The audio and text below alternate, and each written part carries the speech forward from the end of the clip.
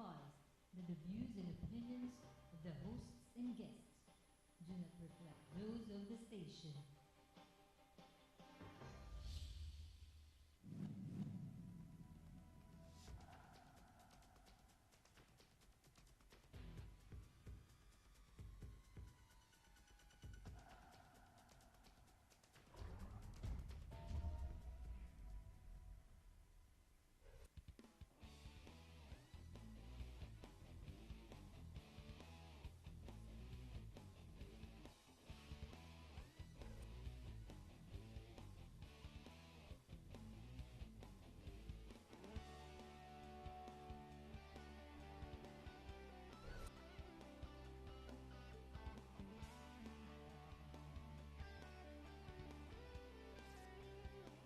You are what you watch.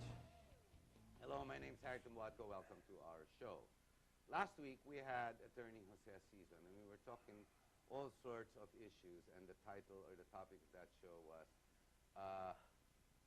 how did I call it? Impunity. The culture of impunity. Ibig sabihin, wala na po tayong ginawa kung hindi mag-violate ng mga sa batas kasi hindi na tayo natatakot. At miski yung mga lawmaker natin, parang miski sila ay tumututo na sa batas. Parang ganun lumalabas. Now, we see this on the street. We see it everywhere. And we've got real issues because we don't seem to care for the law or no longer fear the law. Well, then, after all, the courts only takes 100 years before they resolve anything in this country.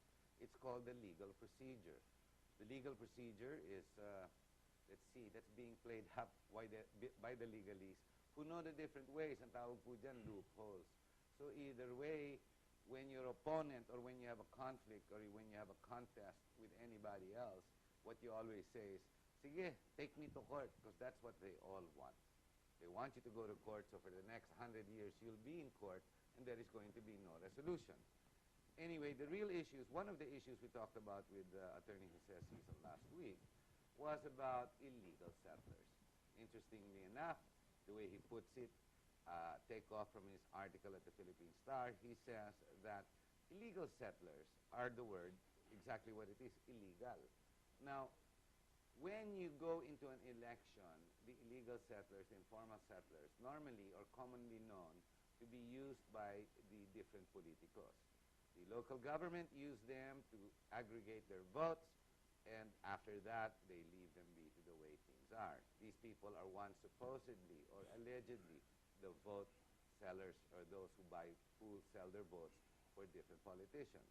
The problem is, the issue was legally, illegal settlers have no legal status whatsoever. They don't own the land they live in, and they have no lease rights or tenant rights whatsoever.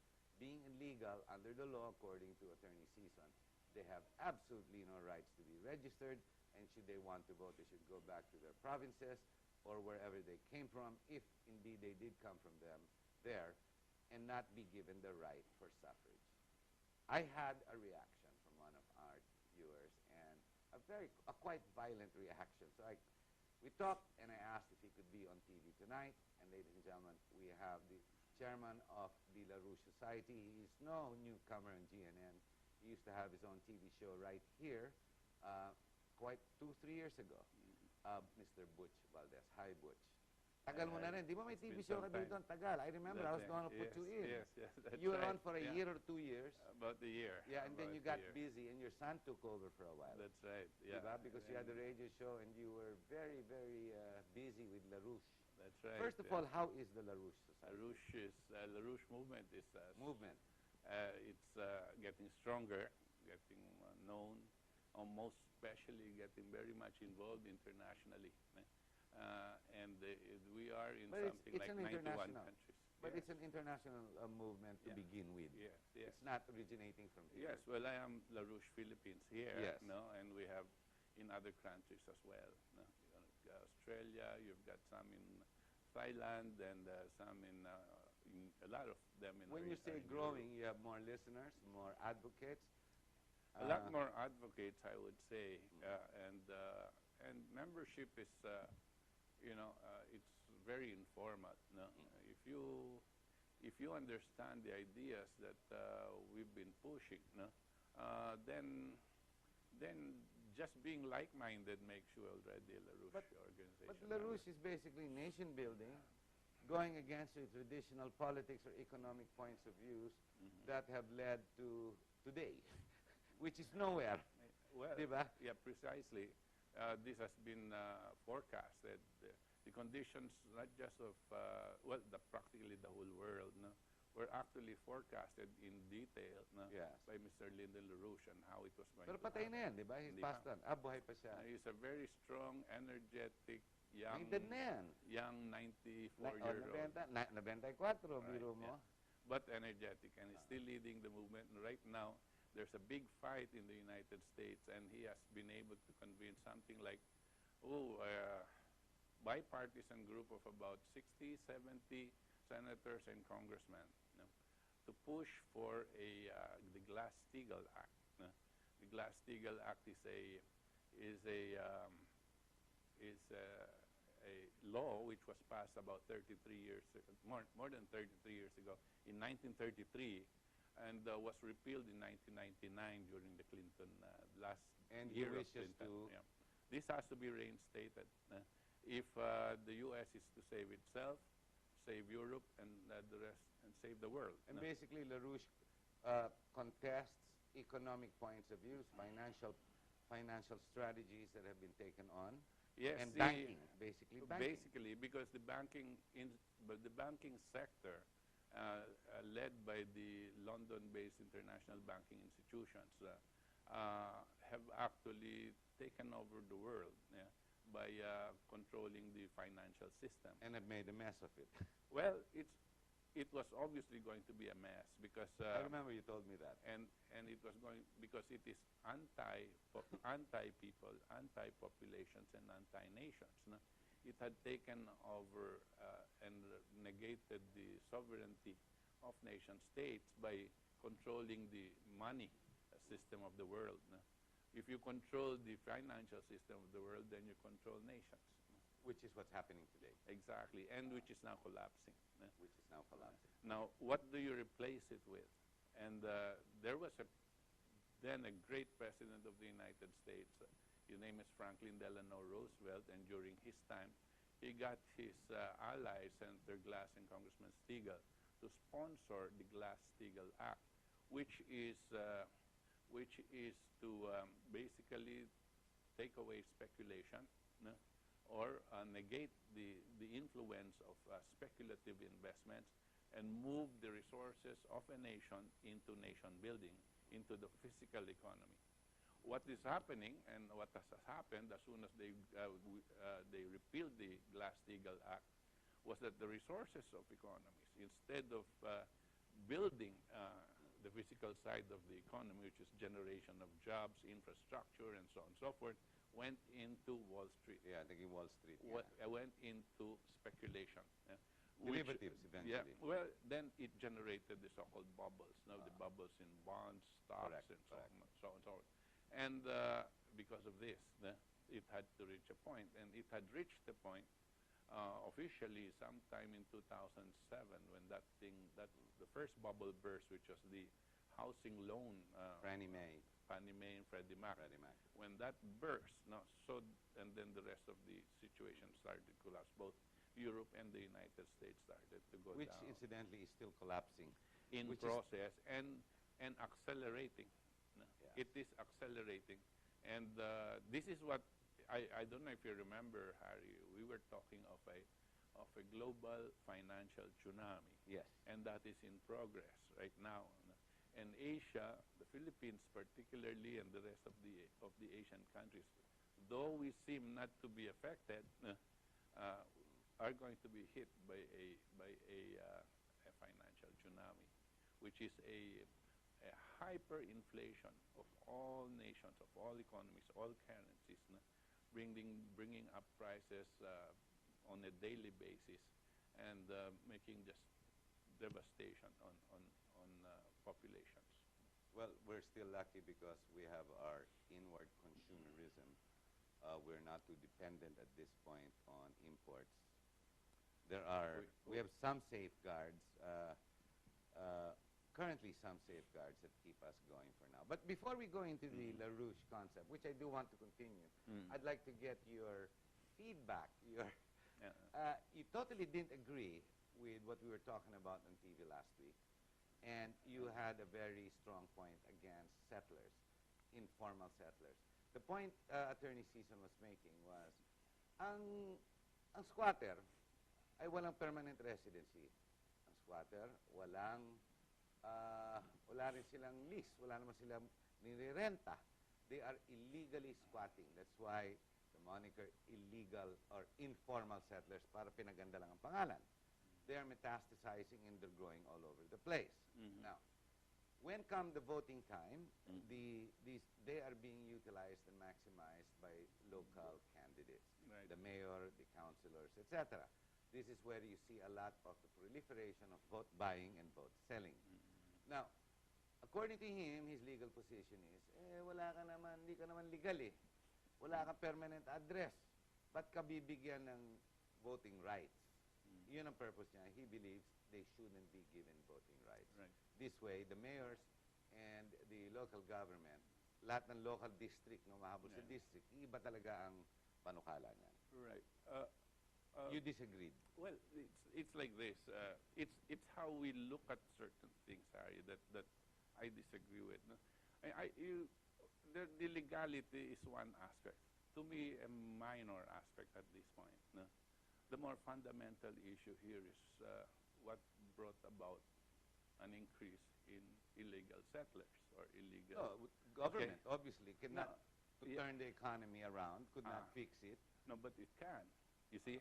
And if government did what it did, what it should do, no, then there will be that will be less of a problem, okay? But they're being used by government at this point to not government, to propagate the local, just candidates. the local candidates. Candidates are using them, no? Yes. And taking advantage of that Correct. situation. Of Correct. course, it's like kind of abusing a Correct. situation, no? And then, but that does not cure the problem. Even if a candidate does not take advantage of the fact that they have a lot of illegal settlers there, even if there was no election, there will still be there. And they will still, because of poverty, because they don't have jobs, and they don't have the means to be able to buy their own homes. And there is no program in government that will allow them a housing and so on and so forth that will provide for this. They will still bear, and they will increase, especially in urban areas. Because all over the world, where there is such things as a big poverty problem, no? The tendency of populations is to go to the metropolis, to go to the urban areas. Where hopefully you will get a job. Hopefully they can get a job and they can scrounge for food. No? You see, it's very easy to say, oh, they should go and plant and go up to the... But it does not work out that way. No? And they need much more than just planting and eating from that. No? They need water, they need electricity in the way human beings need to survive. Okay?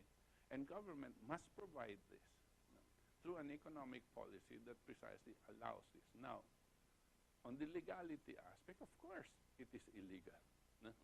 But why did they have to do that? Why did these people decide to go and live in a little 1 meter by 1 meter with 10 people living there? No. It is not comfortable. They're actually suffering as well. They're not enjoying themselves in these conditions. No. But why is it that it did force them there? Because of the socio-economic conditions that the government has been unable to address.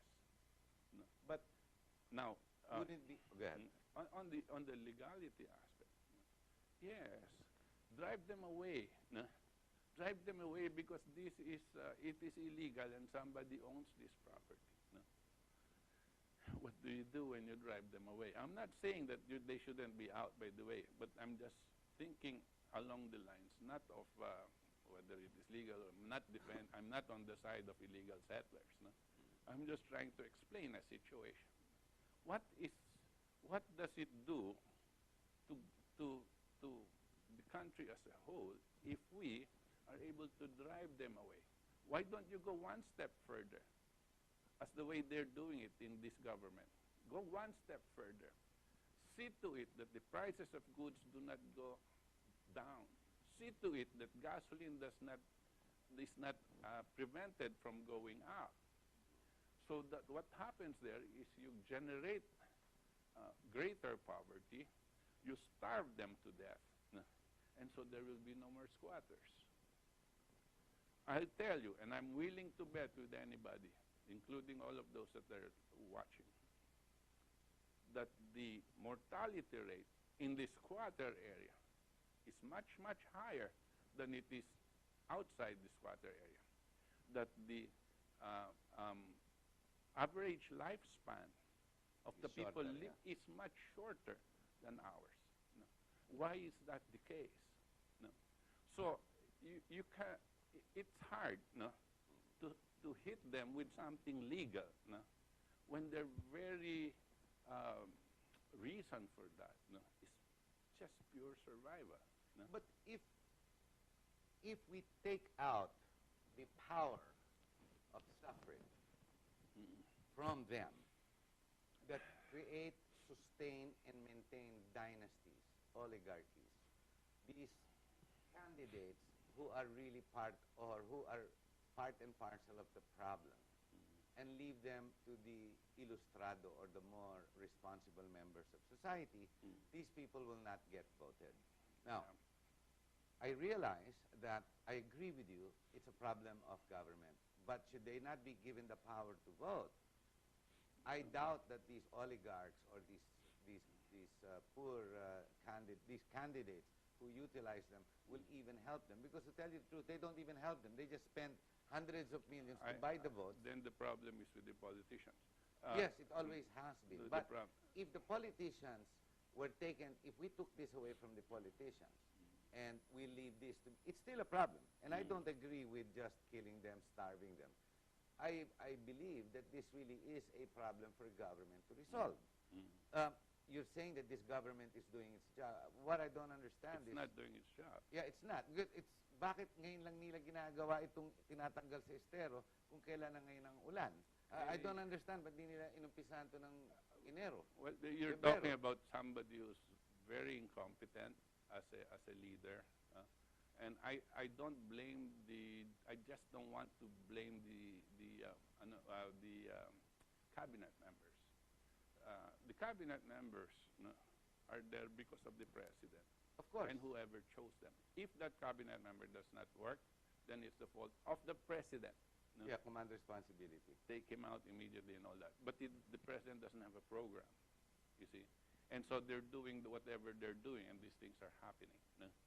Now, let me go back to the right of suffrage. If you take out, then my first reaction is that at the time when I was listening to this your program, my first reaction, no, that's class legislation. No. Class legislation. If you are poor, you cannot vote. If you are rich, you can vote. Okay. Originally, in the Declaration of Independence of the United States of America, at that time, their first declaration was based on a philosopher's position. Not a portion of it was based on the philosopher's position. The right to life, liberty, and property. In other words, if you don't have property, you don't have a right as a citizen, you cannot vote. This was changed before it was finalized. It was the right to life, liberty, and the pursuit of happiness. And the pursuit of happiness meant that the government must provide for in seeing to it that every individual, every citizen in that country must be allowed the opportunity to pursue whatever makes him the happiest, right? To pursue the most that he can be in whatever field. It could be business, it could be arts, anything, right? And this is a basic right that you and I were born with. That's what they're saying. And that document, by the way, is not just for the United States. It's a universal Yes, document. universal, yes. All men are created equal, and then all of them born with this right, which is right to life, liberty, and the pursuit of happiness. That was based on a philosopher's concept, no, of what felicity is, what real happiness is. A guy named Leibniz. No? Now, that is what we must provide for the people. If you are government, that's what you must provide, no? And push them in order to get them done. Now, I understand that I have to approach this in this way rather than on the single issue type of thing. Is it legal or is it not? No? Is it this or is it not? No? But you have to rise above it and so that this whole thing becomes clearer. Not everything that is legal is moral. Okay, but you can rest assured, especially in many cases, that everything that is moral, no, can easily be legal. Yes. Okay. Now, so here is the situation. No? What do you address first? The moral issue or the legal issue? But in this specific case, because of the situation where we can no longer take out or correct the situation of our legislators who are policymakers who make the laws, the problem is these are the very people that keep them there because instead of thinking for their future in the right way, they sell it because they know no better. Now, in this situation, what happens is the leaders that stay there, that have been there for decades, the oligarchs, the dynasties, they are metastasizing and getting worse. Now, they are there because basically of the D and E vote, which is there. Now, for whatever reason they vote, they may not care, they're cynical, and the point is, if we take it out of them and leave it to the educated, not necessarily the rich, but the word to me is educated, things will change and we will get rid of the dynasties. And should this be the case, then let's look at the socio-economic problem and their conditions and have government finally answer to it. Well, they, as legislators, are going to be part of that government that has to address it. Kesa nangyayari ngayon, nabibili ang boto, hindi nag-iisip ang taong bayan, binibenta ang boto, niluluklok na naman yung the crooks, the dynasties, you know. And it's getting worse. We have it in the Senate now. Magkakapatid na lahat sila eh. Soon, the whole Senate is going to be brothers. It's going to be one family. Yeah. But this is a conspiracy of our politicians or those that are in government and the private sector, the government, the corporations. It's a dictatorship. It's a condition of fascism that is now been put upon us. Okay, and you don't have a democracy. No? I mean, when they come up with statements like we must have better relations with the legislature and the executive and the judiciary, it's a dictatorship. That is not what they meant. They meant absolute control. Right, absolute control. Yeah. Okay, and they have it. Yes, they have it. Butch, before we go on, we're at the bottom of the hour. Ladies and gentlemen, we're going to be right back, and when we do come back, we will open up this discussion not necessarily just to the squatters, the legal, the moral side, the issues of government, the short failings of government, shortcomings. We will go into other issues of the day that we begin to question, be it the COMELEC, be it even the Bangsamoro juridical entities, and the very direction our government has been taking. Dizzying or not, is there a way out? We'll be right back. Thank you. It's good.